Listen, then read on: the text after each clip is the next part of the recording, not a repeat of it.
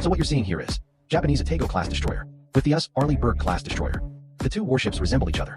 Just put it together and take a closer look to easily distinguish the nuances between them. Because of the Atago-class destroyer, overall, it is a reference to the construction of the Burke-class destroyer. And many of the weapons are supplied by the US military, so it's not surprising that they look like Burke-class destroyers.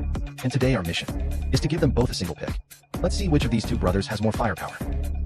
Now the two sides are fighting within 50 kilometers. Burke-class destroyer due to late modifications. The anti-ship missile launcher has been disarmed, so he can only fire Tomahawk cruise missiles from a dangle. Carry out anti-ship. There are many benefits to drooping hair. In addition to the fast launch speed, it can also be based on the needs of the task. Load different weapons and ammunition. This campaign, Burke-class destroyer. I loaded dozens of them. Anti-ship version of the Tomahawk cruise missile.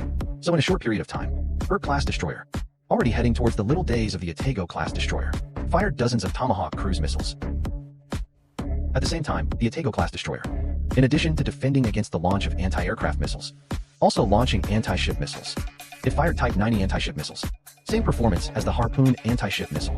It's just a little bit faster in terms of speed, Mach 0.1. But it's almost useless to be that fast, because there are only 8 anti-ship missiles.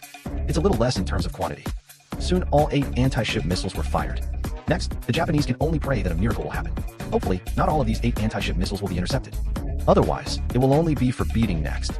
But the Japanese prayers were useless, because Burke-class destroyer increased focus on air defense capabilities.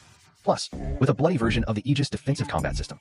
So in the face of the Japanese army, 8 subsonic anti-ship missiles launched. Not afraid at all. While launching an anti-aircraft missile to intercept, and continues to launch Tomahawk cruise missiles. Feeling, we don't see these 8 anti-ship missiles as a threat. Final result, as judged by the Burke-class destroyer, 8 anti-ship missiles launched in a small day. Didn't get very far on the road at all. The Arleigh Burke-class destroyer launched anti-aircraft missiles. Clean up all intercepts. And the Arleigh Burke-class destroyer, once all incoming anti-ship missiles have been cleared, and more time to fire Tomahawk cruise missiles, then continue to work hard toward the goal.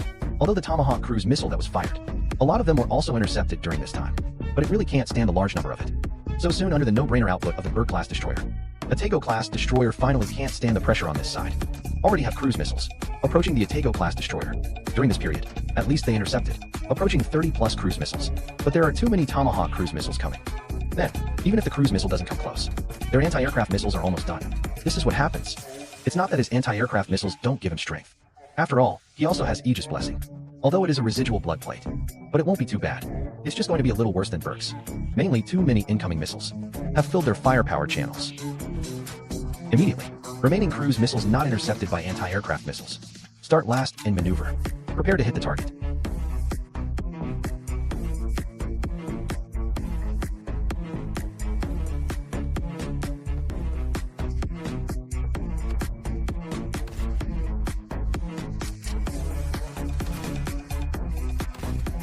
Finally, under the bombardment of several cruise missiles, the Japanese Atago-class destroyer is doomed.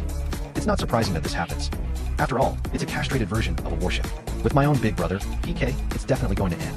During this period, it's good that the US military didn't let him lose the capture. Otherwise, it's the same as the 35. Flick through the capture window. The Japanese are going to lie flat in the sea and be beaten. So that's the end of today's video. I'll see you next time.